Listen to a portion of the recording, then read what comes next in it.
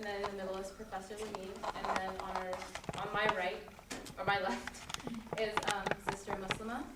And basically, they're going to start talking about the history and the Egyptian Revolution and what happened and their experiences.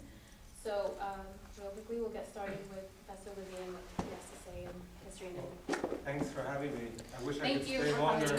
coming. We just have a job talk in the history department I can't miss. Because I'm on the committee, so I have to be there at 2:30. We were both in Tahrir.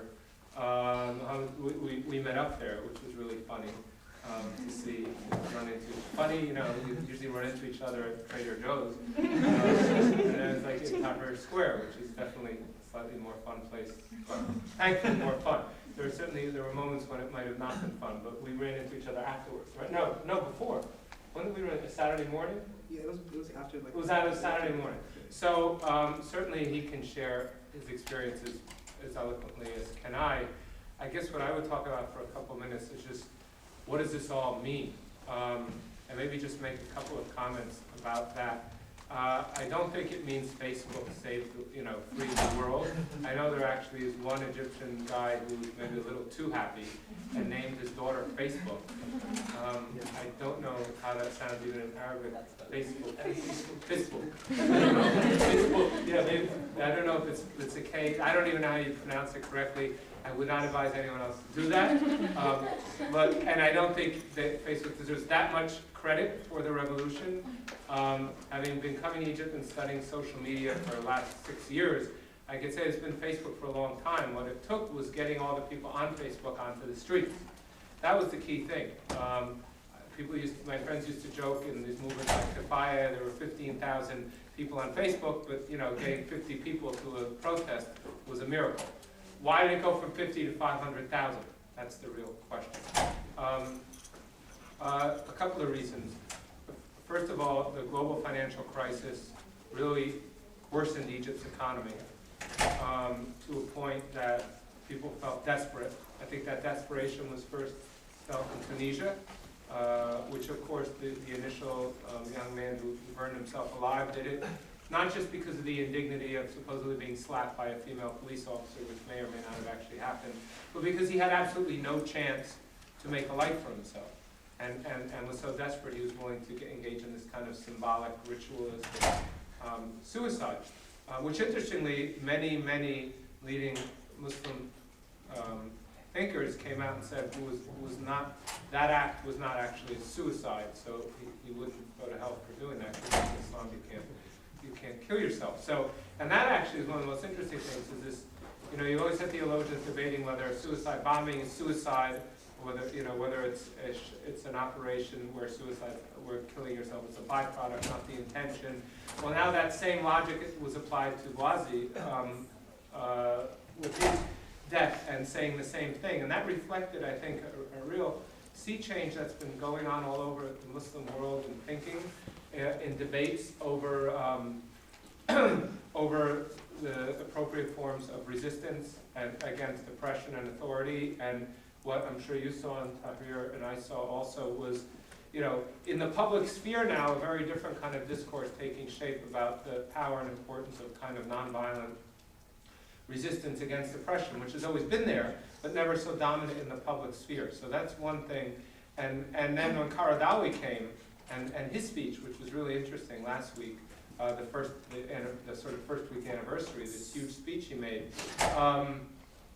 also kind of very much picking on the theme of nonviolent resistance. This is a huge thing. It's been percolating all over the place, but suddenly it became mainstream. And that's thanks to a whole confluence of factors. But it was people coming together, and it was Facebook, which had a role to play, and other social media as publicity and organizing tools, like be at this place at this time. But in the end, it was also good old-fashioned organization and putting people on the ground. And on the ground in a very important place, and then being willing to hold the ground when attacked. And this was something that was unprecedented, really, in Egypt, and certainly in Tunis before it, and you've seen it repeated. You see the same paradigm where the state uses violence to try to stop it, but not a lot. It just starts increasing, and if the people really push back hard, in the case at least of everyone except Libya, the state has backed off, and now you see this beginnings of negotiation. taking place. Another factor has been, the youth bulge coming of age. We've all heard how the youth, and there's more young people in the Middle East than anywhere else in the world, which is true. But now they've reached a level of political maturity where they're old enough to actually impact society. When you're 17 or 18, different than when you're 25, 26. And a lot of the kids who were really first starting to organize in their late teens and early 20s now are in their mid-late 20s. They've been out in the professional world. They're in a much different social standing and we're much better able to organize. The other thing I thought was crucial in the success, and we talked about this when we were there, was the fact that everyone was at the square. Mubarak on TV was trying to say this is all just sort of a certain small segment of Egyptian population and then foreigners trying to foment stuff. But of course, absolutely untrue. Every Egyptian imaginable was there. Poor, rich, religious, secular, Copt, Muslim, the whole cross-section of Egyptian society from 5 to 90 was in that square every day until 1 in the morning. And people say it was a Facebook revolution, but I called it a 5-year-old revolution because the people who were most inspiring to me were these little 5-year-old kids who were constantly on megaphones leading these very complicated chants. A very complex meter. I mean, it was kind of a reformation of Arabic poetry in Egyptian dialects, so it was very interesting. But, now this is it's strange to me. I was surprised by it because I haven't been to that many labor protests, but from people I talked to who are very close to the labor movement, they're like, no, this has been happening for years in the labor movement, which is where these protests began. When there's been protests, people will bring their whole families. The kids were there too and chanting, so this was something not at all unique in terms of the labor movement. In the national stage in Egypt, it caught at least caught my attention, it caught some other people's attention.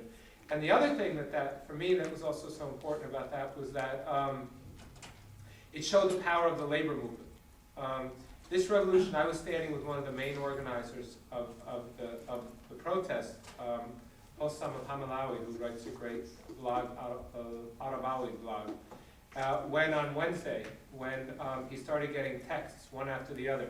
The lawyer syndicates on strike, the judges have walked out, the journalist syndicates have taken over the building, the teachers have done this, in Mansoura they did that, in Mahalat they did this, in Alexandria, and he just looked at me and showed me all these SMSs he got and said, it's over. He knew. Once the strikes went nationwide, and until then we were all nervous because we thought the government was essentially going to block everyone into Tahrir and just normalize it. Yeah, there's Tahrir, they're protesting there, it's a traffic nightmare. Eventually, a few weeks later, they go home or they'd be a tourist attraction. Look at how we allow freedom in Egypt now, something like that. So it was pretty interesting that, people were nervous, and then the strikes hit all over the country, and that everyone knew he had to go, which is why everyone thought by Thursday he would be gone, but he didn't. And then the role of labor, and also the role of these very committed socialist kids. I mean, it's hard to imagine at UC Irvine, that there are actually kids who are socialists. But the most important group in terms of organizing in the square early on were the revolutionary socialists. How many here even know what a revolutionary socialist is? Really? Because what are they? Because I know these guys a long time, but I couldn't tell you really what they are. But what's a revolutionary socialist? Well, I guess in the West, it'd be people who, read a lot of Noam Chomsky and kind of believe anarcho-syndicalism. But in Egypt, I guess it just be more closer to, mainstream European socialism. So kind of more akin to, say, the Green Movement in Germany and et cetera, et cetera. I don't, sort of, but I think they're even more radical. The ones I know, they're beyond Chomsky. I mean, they all read Chomsky when they were 19 or 20. They're very much like Trotskyists. They're not really anarchists, though. They're socialists. It's very interesting. There's dissertations to be written on what exactly the ideology of the Egyptian socialist, radical socialist workers movement is. But the point is that they were very, very ideologically developed, very committed, very mature. When I mean mature, I mean organizationally mature and ideologically mature. And they, when all the kind of liberal lefties were just hanging around sort of lamenting on Facebook why things weren't going on, they were organized. and they were the ones who were organizing also with the labor movement. So it really was this kind of, since we're in school, I can say, the Gramscian moment, where you had this sort of intellectuals developing sort of organically, who helped give voice and develop strategy for this movement of this sort of workers and lower and middle classes that became the backbone ultimately of the revolution. Again, in the West, in the newspapers, you always had the, sort of funky looking guys who spoke really good English and probably had long hair and maybe even earrings, and there were a lot of them there, which was nice for me. And so, but needless to say, they did not a revolution make.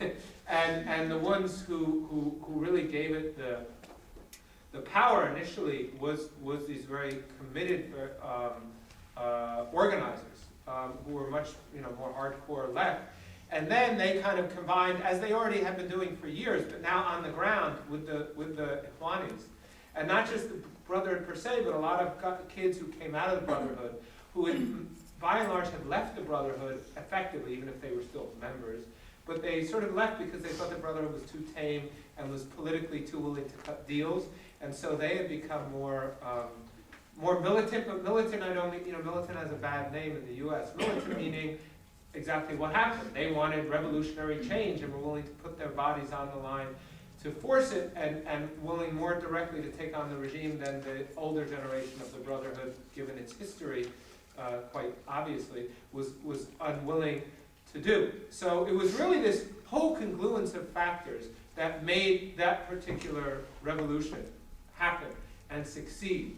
And everyone talks about the army and how the army was the servant of the people. What I thought, I don't know if you saw the same thing, is that the people use the army.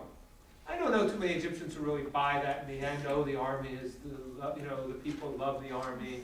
They're not stupid. People know the role of the army in the economy and everything. But people also understood if they could keep the army out of this, they could win. But if they antagonized the army too early on, the army would side with Mubarak. The army also played the people. So both sides used each other. And as we were talking right before we started, now that's over. And now it's really a question of, now they're going to sit down and figure out, how much can the people take from the army, essentially? How much can they free up the economy? This isn't just about politics. If Egypt becomes a free market democracy where the army still controls 30% of the economy, this revolution was for nothing. And people know that, especially all the younger organizers they know their Chomsky, and they know that militaries, running neoliberal economies, etc. And the army knows that they know that. And the army doesn't want to give up its control of so much of the economy. And it's going to be offering, we'll give you political democracy, you just don't touch our wealth. And of course people will be like, but if we don't touch your wealth, then everyone's still going to be really poor. So the real debate is going to figure out, this is what the jockeying is about right now. And it's going to be really interesting to see how this plays out. I have no clue. I know that the night after the Mubarak left, I was at a meeting of a lot of the young organizers. And excuse my language, but this is his language, so I'll just quote him. He said, we're arguing now because we can't figure out whether we should keep the army scared shitless of us, which they were on Saturday, the day after. I mean, the army saw 700,000 people coming in the streets. There was nothing they could do. Or whether now is the time to cut a deal. We have to give up something more than we might if we pressed, but we'll get a lot, but we won't risk losing the people. And as it turns out, the army they never had the chance to figure that out, because the army's been very skillfully sort of giving some, not giving much, talking a lot, making lots of cosmetic changes, saying, yeah, we're about to do this, we have a commission for that, we're moving forward, but yet not doing anything. So, and people I know there, I've been talking to, are starting to get frustrated. So very soon we could see the limits of the army's tolerance, or the limits of the army's ability to understand what it has to do to come out of this with some semblance of its authority, and the people starting to get pissed off at the army. And now with no one else left, you could see some very interesting and potentially dangerous developments. I don't know what else I can say other than that, except that it's very interesting to see this thing in process and see it on the ground as opposed to reading about it when you're there. And it reminds me as a historian the importance of being